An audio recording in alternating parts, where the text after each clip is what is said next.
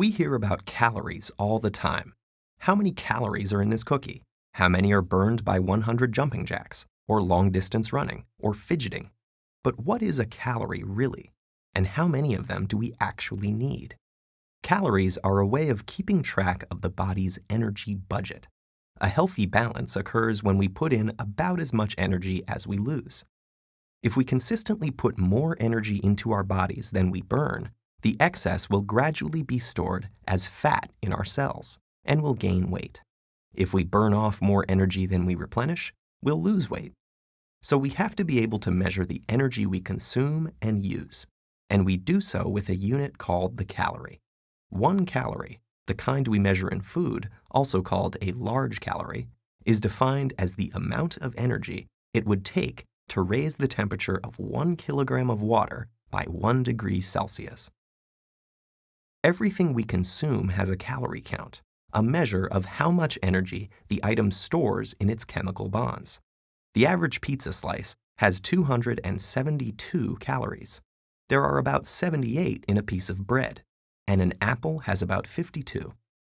That energy is released during digestion and stored in other molecules that can be broken down to provide energy when the body needs it. It's used in 3 ways.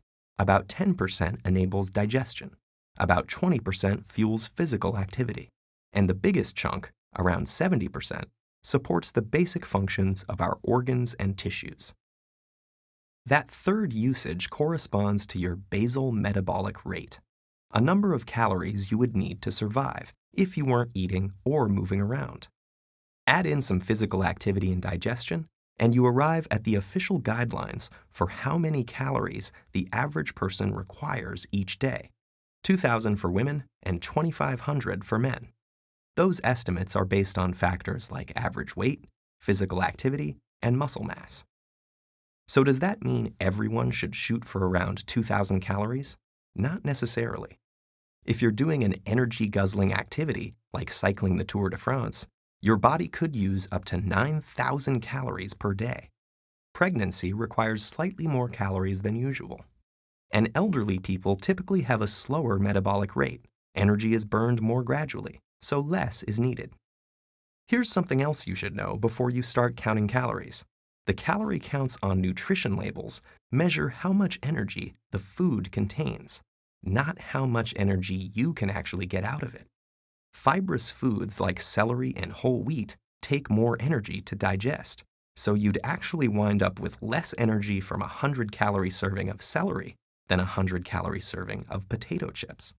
Not to mention the fact that some foods offer nutrients like protein and vitamins, while others provide far less nutritional value.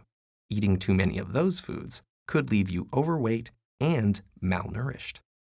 And even with the exact same food, different people might not get the same number of calories.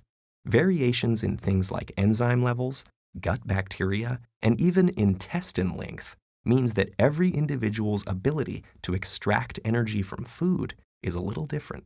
So a calorie is a useful energy measure, but to work out exactly how many of them each of us requires, we need to factor in things like exercise, food type, and our body's ability to process energy. Good luck finding all of that on a nutrition label.